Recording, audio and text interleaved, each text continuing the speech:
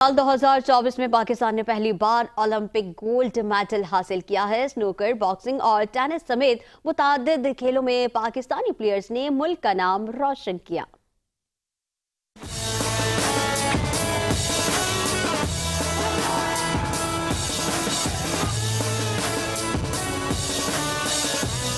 साल 2024 में पाकिस्तान के खेलों में बड़े लम्हा। पेरिस ओलंपिक्स में अरशद नदीम ने गोल्ड मेडल जीतकर कौम का सर फखर से बुलंद किया। 8 अगस्त 2024 को अरशद नदीम ने 92.97 मीटर फासले पर जेवलिन फेंक कर तारीख रकम की। ये 2024 में पाकिस्तान का सबसे मकबूल स्पोर्टिंग इवेंट बना।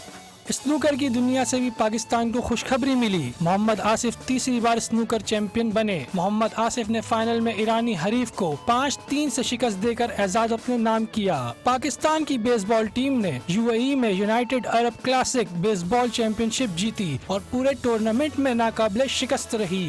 22 अप्रैल को दुबई में होने वाली कराटे कॉम्बैट में पाकिस्तानी फाइटर शाहजेब रिंद ने शानदार कामयाबी हासिल की। शाहजेब रिंद ने भारत के राणा सिंह को महज 20 सेकंड में चित किया। मोहम्मद हसन उस्मानी ने अंडर 14 अशकाबाद ओपन टेनिस टूर्नामेंट जीतकर पाकिस्तान की कामयाबियों के सिलसिले को टेनिस कोर्ट तक बढ़ाया। बलूचिस्तान से ताल्लुक रखने वाले नौजवान बॉक्सर शुएब खान जहरी ने वर्ल्ड टाइटल फाइट 2024 अपने नाम की। शुएब खान जहरी ने फाइनल में अफगान हरीफ को सख्त मुकाबले के बाद हराया। 2024 में क्रिकेट, हॉकी और फुटबॉल में पाकिस्तान फतूहात से महरूम रहा। सुल्तान अजलान शाह कप में कौमी टीम को फाइनल में शिकस्त हुई।